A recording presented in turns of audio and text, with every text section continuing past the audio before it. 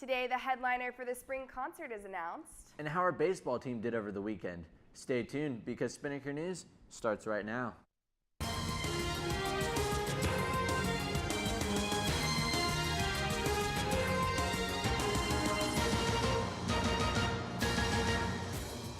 Good morning, Ospreys. I'm Elizabeth Norton. And I'm Alex Lassen, and you're watching Spinnaker News. So Super Saturday was this past Saturday, and Cruz made huge gains, coming very close to Trump and winning 2 states outright.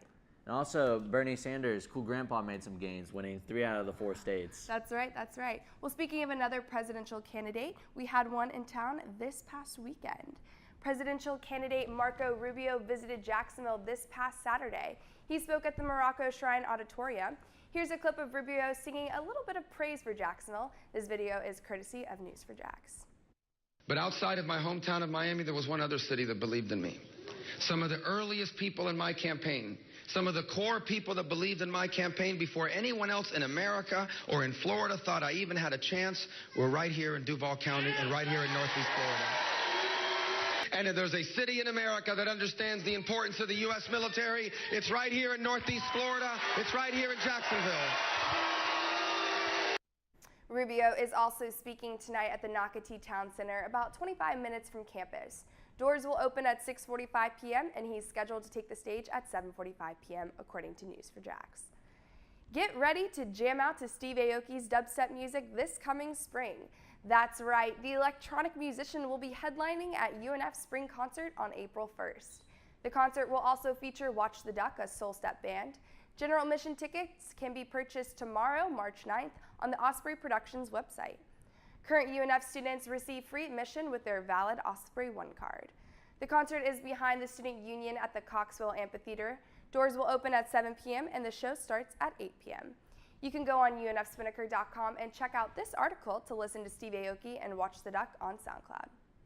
All right, we're going to head over to the green screen with Alex with your Spinnaker Sports Report.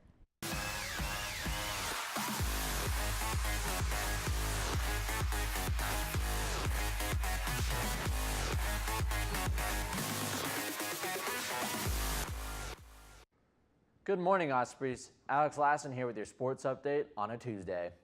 The UNF baseball team had quite the exciting weekend, winning 2 of its 3 games in a series against Penn. The biggest standout clearly being the first game on Friday with a 17-5 win. Digits that high don't often occur in baseball. And the Ospreys really swung into action, scoring 7 runs in the bottom of the first inning. Who's to thank for this? Look no further than a grand slam from Christian Diaz. After 2 innings, it was simply too little, too late for Penn to catch up. With a 5-3 win on Saturday, the Ospreys won, but they weren't quite as dominant. Still a big day with senior Kyle Brooks becoming the all-time leader in assists for UNF.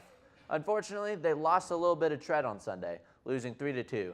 The loss is a bit misleading, as the Ospreys managed a 2-0 lead in the bottom of the 4th. Overall, it was a big weekend for the baseball team, and excitement only seems to be elevating as the guys face the #1 ranked Florida Gators tonight here at Harmon Stadium.